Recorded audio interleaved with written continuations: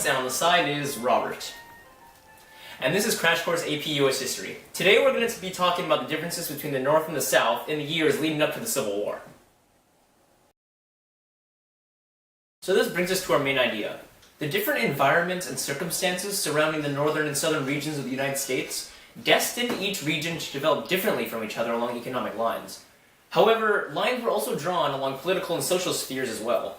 These differences, which go beyond goods and labor, would give rise to many of the conflicts of the 1800s, with the most notable being the Succession Crisis and the subsequent American Civil War.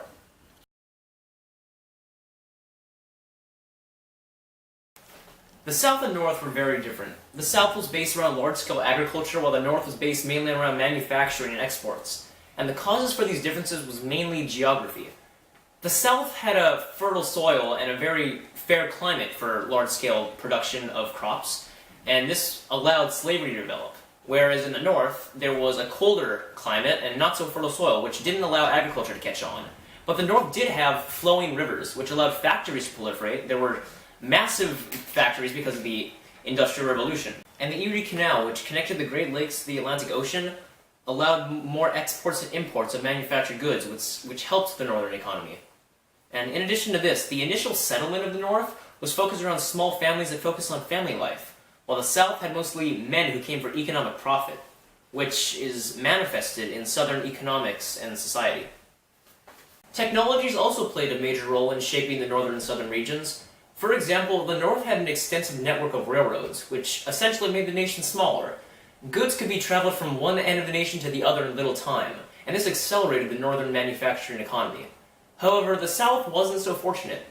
They didn't have this extensive network of railroads that the North had, so they were required to move their goods up and down the Mississippi River with the use of steamboats, which really hindered their economic prospects. But a technology that helped the South with their economy was the cotton gin. It sped up the time it took for cotton to be processed, which means that not only would the economy be strengthened, but now there's a higher intensification of slave labor as well. However, economics wasn't the only difference between the North and the South. There were political differences as well. And here to talk to you about political differences, Robert. Like Noah said, it wasn't just economical differences between the North and the South that caused a split between them. It was also political differences that helped with this developing split. We could see typically a person with anti-slavery sentiment stayed in the North. But within the South, we see a lot of pro-slavery sentiment. But within Congress, in the before the 1840s, we see a period of silence between talk of anti- and pro-slavery, known as the gag rule. But eventually, slave talk had to come back. Every single state added to the United States had kind of shifted the representation of slaves and anti-slavery sentiment. So, and both of these sentiments tried to increase their own power. So land came mostly from Mexico during this time. We see during this time the Texas Revolt, well known for the Alamo. And that opened up Texas as its own state, but it took a little bit of time for Texas to actually be administered inside of the United States. And that's mostly because of this whole entire slavery, whether or not the representation between non-slaves and slaves would be equal. And then we get more states added from the Mexican War. This giving us an opening to the Pacific Ocean, if you don't really consider Oregon. And then we also, because of this, we get California and New Mexico. Now, California wanted to be a free state, and this caused controversy. But they managed to become a free state in the Compromise of 1850, which allowed California to become a free state, but a new fugitive slave law was created. This new fugitive slave law was very controversial in the North, and further developing the split.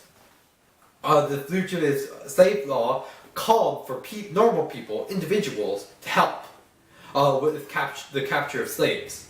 And any person who went ahead and assisted slave escape was required to pay a fine.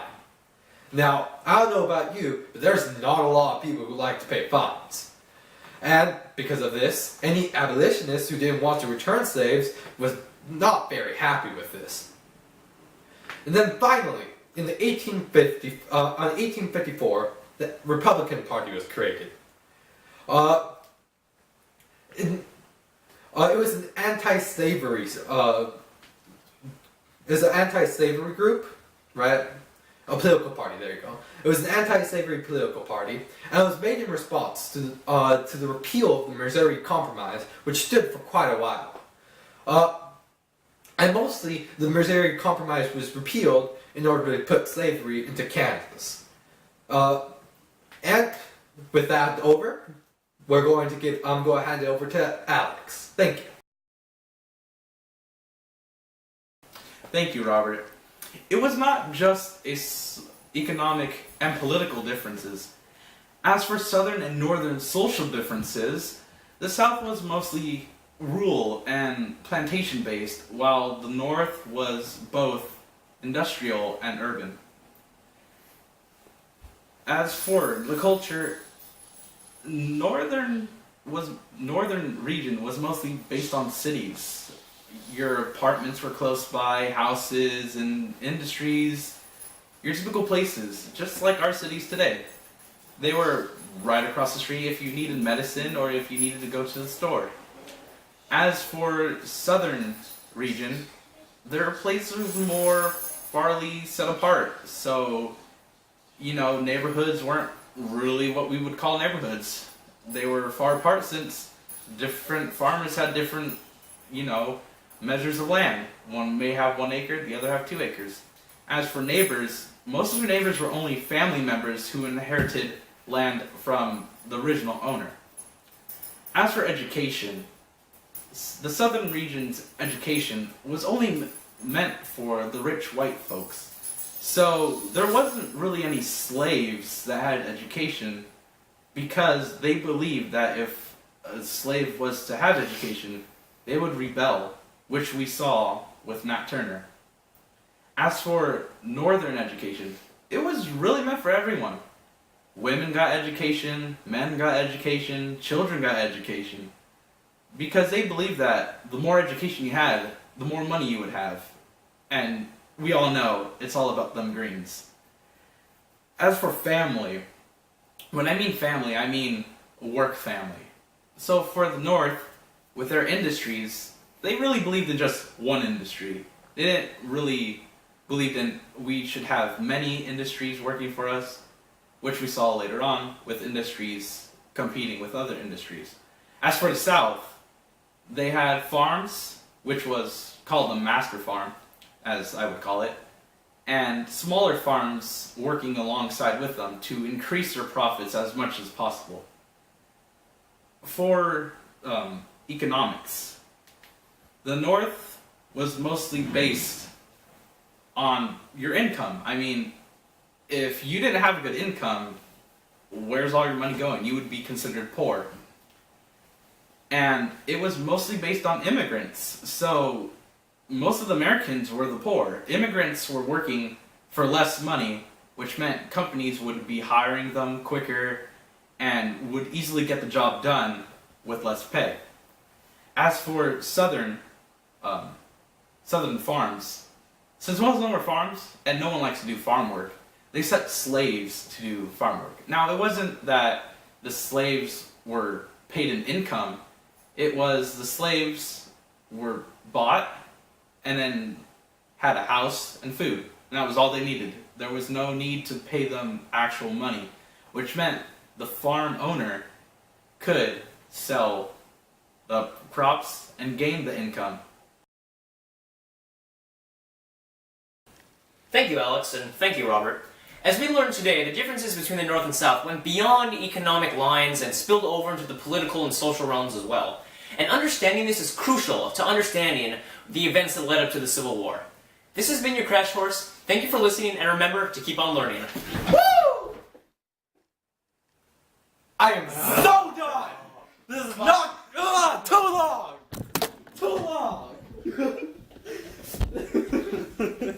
That was Is the beautiful. camera okay?